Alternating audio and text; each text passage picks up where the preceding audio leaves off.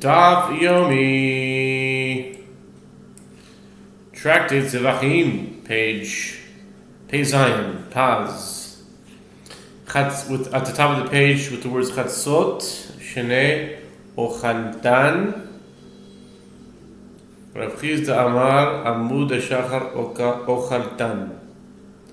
The second midnight, meaning the midnight of the following night, renders them consumed. And if they were dislodged from the altar, thereafter they are not returned. Rav Chizda says, dawn following the first evening renders them consumed, and if they were dislodged from the altar, thereafter they are not returned. Amar Amri Beirav, my time is Rav Chizda. Uma chatzos she'ena selino oichel ikul. Amud hashachar she'oiselina enodin she'oisel ikul. They say in the school of Rav, what is the reasoning of Rav Chizda, who says that dawn renders these limbs consumed? It is the following a fortiori inference. And if midnight, which does not cause the disqualification of being left overnight with regard to limbs that were left off the altar until that time, still causes consumption, meaning limbs burned on the altar until midnight are considered entirely consumed, then certainly with regard to dawn, which causes the disqualification of being left overnight with regard to limbs that were not left off the altar until that time, isn't it logical that it causes consumption? Yehoshua koidim chatzos, echziron le'achar v'leshachar. Rav Amar, chatzos sheni ochaltan. Rav Chizda Amar, ein bohem ikul le'olam. These Amoraim also dispute the halacha in a case where the limbs separated from the altar before midnight and were returned to the altar after dawn. Rava says that the second midnight renders them consumed, and if they separated after this time, they are not returned. Rav Chizda says, since these limbs were not returned to the altar by dawn, they are never subject to consumption through the passage of time. Rather, they are returned to the altar and allowed to burn until they are reduced to ash. These two disputes between Rava and Rav Chizda indicate that both agree that limbs not on the altar by midnight are not considered consumed. Maskif lo Rav Yosef. Rav Yosef objects to this. Uman lemalan nechatzos berosh mizbeach v'shav elohu ikul. Tim lagoleicha mishkach alehu v'shav elohu ikul shalach mitam. Rav Yosef objects to this, and who shall say to us that midnight, specifically when the limbs are at the top of the altar, affects for them consumption? Perhaps anywhere that the limbs are found, midnight affects for them consumption. The Gemara notes they sent from there, meaning Eretz Yisrael, that the halacha is in accordance with the opinion of Rav Yosef, meaning the passing of midnight renders all limbs consumed regardless of their location at that time. Itmar nami pershu kodim chatzos v'chzirun lachar chatzos lo nehelin v'lo moalin v'chein tanava kapara pershu kodim chatzos yachziran lachar chatzos yotzim midei meilo. It was also stated that Rabbi Chia bar Abba says, in the case of limbs that separated from upon the altar before midnight and were returned to the altar after midnight, one may not benefit from them ab initio, but if one benefited from them after the fact, he is not liable for misuse of consecrated property, since the mitzvah of burning is considered fulfilled after midnight has passed. And Bar Kapara also taught, if they separated from upon the altar before midnight and were returned to the altar after midnight, the limbs are removed from being subject to liability for misuse of consecrated property. Amar le Rav Chizda Abaye, V'chi me'achar d'shalchu mitam hilchos HaKav Yosef, V'amar Rav Chia bar Abba, V'chein Tani bar Kapara, Rabba Rav Chizda Ma'ik Pligi, Amar le Bishmeni. Rav Papa said to Abaye, and since they sent from there that the halacha is in accordance with the opinion of Rav Yosef, that midnight affects consumption even for those items left off the altar, and Rav Chia bar Abba says this as well, and Bar Kapara also teaches that this is the halacha. Then with regard to what do Rabba and Rav Chizda disagree?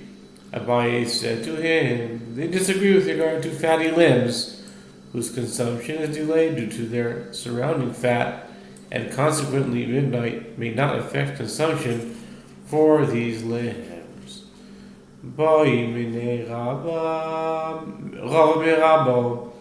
Lina moeles meroishoy shel mizbeach o eino moeles meroishoy shel mizbeach hechidami. Ile menela yodu hashtelanu bezo amauta delo yodu beroishoy shel mizbeach hechidami. Rava raises a dilemma before Rabba. Rava raises a dilemma before Rabba. Is the disqualification of being left overnight effective in disqualifying limbs that are situated at the top of the altar at dawn, but were not placed on the pyre? Or is it not effective in disqualifying limbs that are at the top of the altar, but were not placed on the pyre? The Gemara clarifies what are the circumstances if we say that the limbs have not descended from the altar. Then the halacha should be obvious. Now that with regard to limbs that were left overnight in the temple courtyard, you said in the Mishnah 84a that if they ascended upon the altar, they shall not descend. Then with regard to limbs left on top of the altar, is it necessary to teach that they shall not descend? But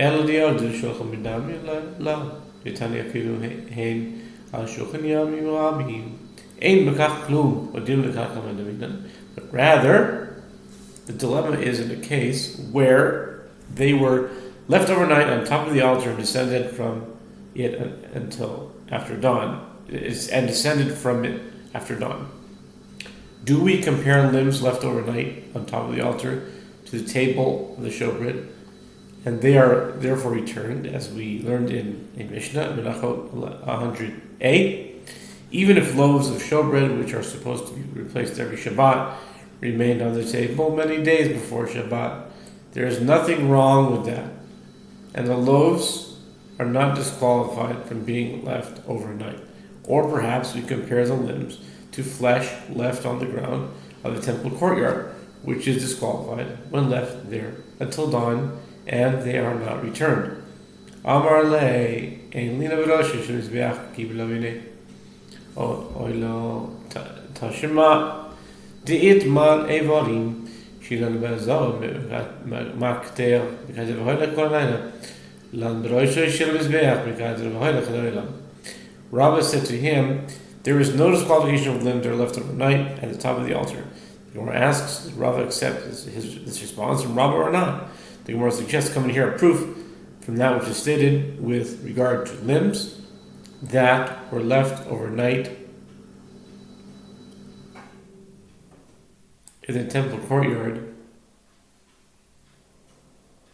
The priests may place them upon the altar to burn them all night long, provided that they are placed there before dawn. With regard to a limb that was left overnight at the top of the altar, the priest may burn it forever, meaning no matter how much time has passed. Yaldu, Rabba Amar Yalu, Rava Amar Lo Yalu, Shmamina Lo Kibla Minei, Shmamina. With regard to limbs that were left overnight on top of the altar and then descended from it, Rava says that they shall ascend, while Rava says that they shall not ascend. Conclude from it that Rava did not accept the response from Rava, as he holds here that limbs are disqualified when left overnight on top of the altar. The Gemara confirms indeed, conclude from it that this is so. Kishem Shamizbeach. Kishem Shamizbeach Mekadesh Kule. Tana Barabanan. And the Mizbeach Eli El Mizbeach Kevesh Minayin. Tamad Lomar Es Mizbeach The Mishnah teaches, just as the altar sanctifies items, so too the ramp and the service vessels sanctify items. With regard to this halakha, the sages taught, the verse states, whatever touches the altar shall be sacred. Exodus 29:37. From here I have derived only that the altar sanctifies items. From where is it derived? The ramp sanctifies items as well. The verse states, and you shall anoint. You shall anoint the altar, HaMizbeach. Exodus 40:10, and the addition of the word "et" serves to include the ramp.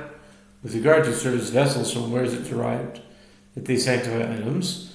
The verse states that with regard to them, whatever touches them shall be sacred. Exodus 30:29.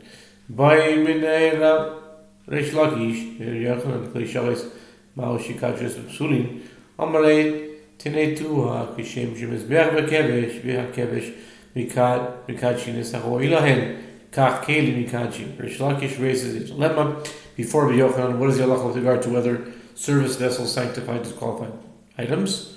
Rabbi Yochanan said to him, you learn in the Mishnah that just as the altar and the ramp sanctify items that are suited to them, even if those items are disqualified, so too the service vessels sanctify items placed in them.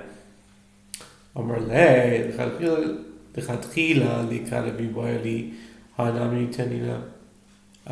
Rish Lakish said to him, the Mishnah indicates that service vessels sanctify that which is placed in them in the sense that they may no longer be redeemed, even if they become disqualified. I raised the dilemma with regard to whether service vessels sanctify disqualified items, such that they may be sacrificed ab initio. Rabbi Yochanan said to him, this also we learned in the Mishnah, 84a. Top of 87b now. In the Mishnah, this we learn in the Mishnah.